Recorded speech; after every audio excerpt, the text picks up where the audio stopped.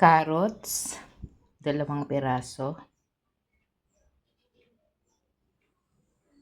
Cut into cubes. Biniblend ko lang siya sa 300 ml na tubig. Drinking water. Meron tayong 3 manggang hinog.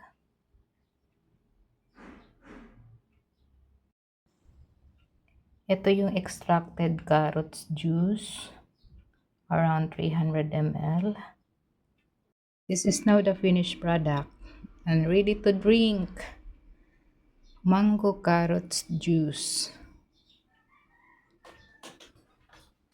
This is it.